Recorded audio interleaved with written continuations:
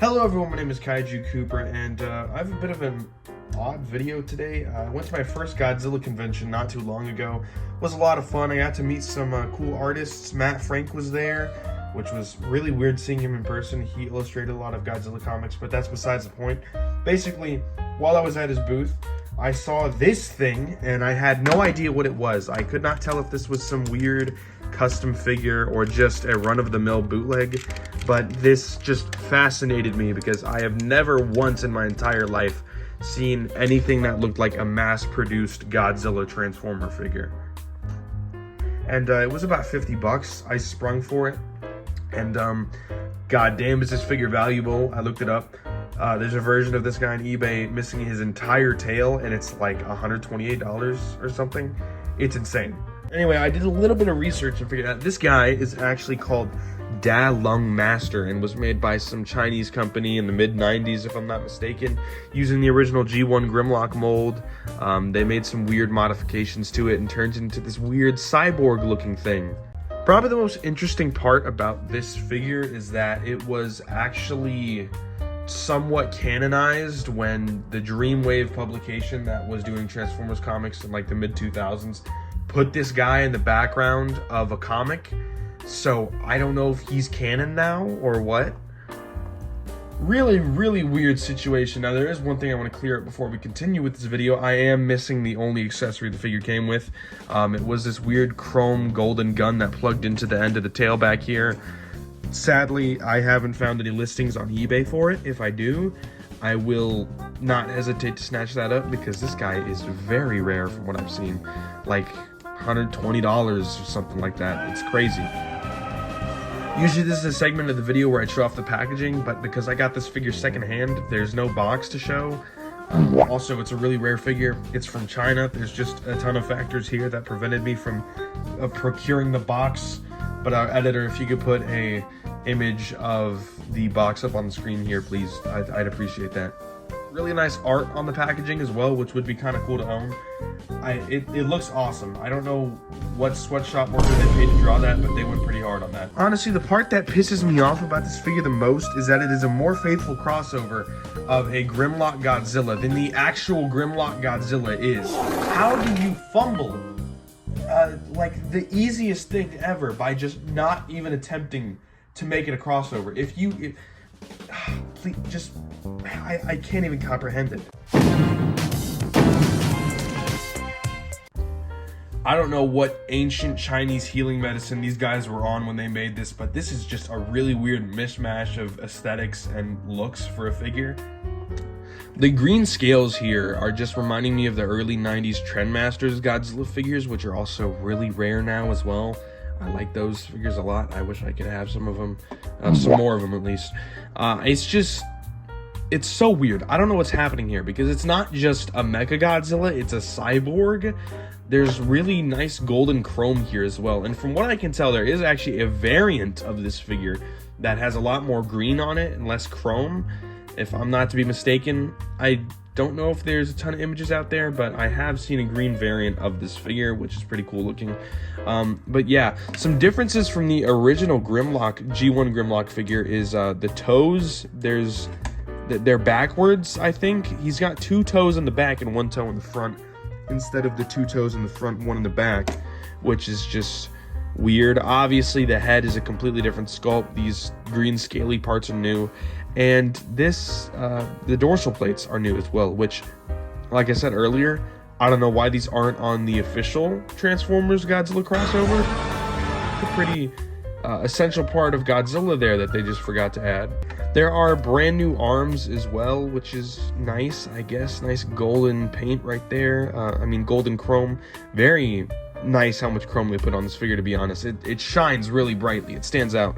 Some new tooling here as well, as they added this green tail part. This is where the gun would have plugged in. I don't know if my editor can get an image of that. Please, just thank you. I don't know what's up with that. So yeah, this is new tooling, like I said. So this whole part hinges up instead of the original Grimlock system of having a smaller tail that folded down on the sides of the legs. There are some nice pieces of articulation here, but it is still built off of a G1 figure, so it's not very posable. There's some stuff here though, which I will go through. First off, hinge the jaw.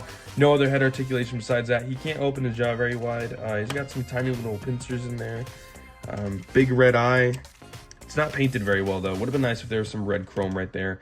As for the arms, there is a swivel at the base of the arm and a swivel at the elbow, which that's there, I guess. There's some hinges at the dorsal plates here, these main two. This one moves a lot more than this one does, and I'm afraid to push this one anymore. That's just a bad idea.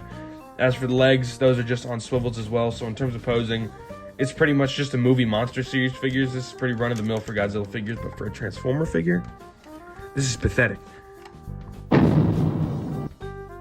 As for size comparisons, I guess I'd gauge this guy as like a really big deluxe figure. I don't have many figures for size comparison here, but here are the Rock Brothers from the new Legacy line. Both of them. This is Magnius and Nucleus, if I'm not mistaken. So there's them next to Dalung Master. Here's Voyager class Megatron. So there's some size comparisons there if you guys are curious on how this guy scales. Yeah, there's a lot of chrome here. There's even more chrome at the head here. Honestly, I'm surprised this thing has survived 30 years of not having any of the chrome get chipped off. That's amazing. I don't know what to say. There might be lead chrome on this thing for all I know. Is that even a thing? Is lead chrome possible?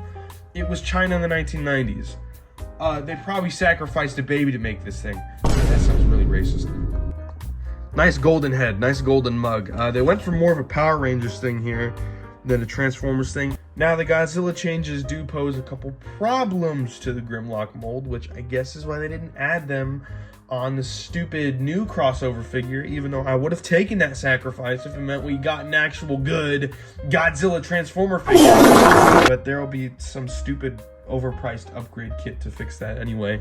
The dorsal fins do keep his head from going flush against his back here, and it also does keep his wings from cinching in, which limits the very little bit of articulation this figure has. On top of that, the tail that they added does not lock in anywhere. It doesn't fold up, which this would be an absolute abomination if they tried to make that lock in.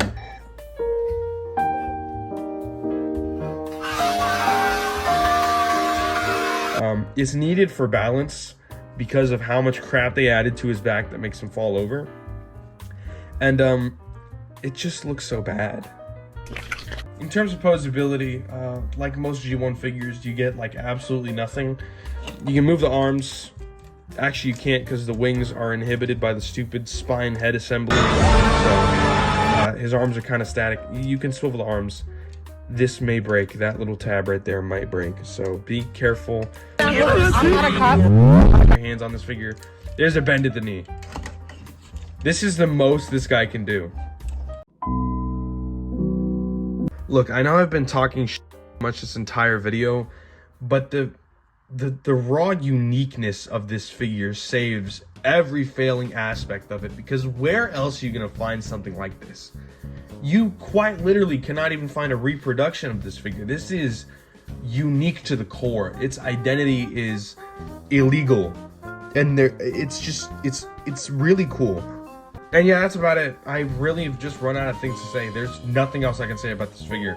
It is the weirdest possible way they could have tried to cross over Godzilla and Transformers, and it's kind of cool. I'm not even gonna lie to you. Oh yeah, also, I have an editor now. His name's McDingle. So give him a warm welcome. Round of applause. He's gonna have to edit in his own applause because he's the editor now. If he did a bad job, you guys will never see him again. So, you know, don't screw up, McDingle. I'm watching you. And with that, this video has come to a close. Dalung Master is a figure. And kiss your mother for me, and I'll see you in the next video. Bye-bye.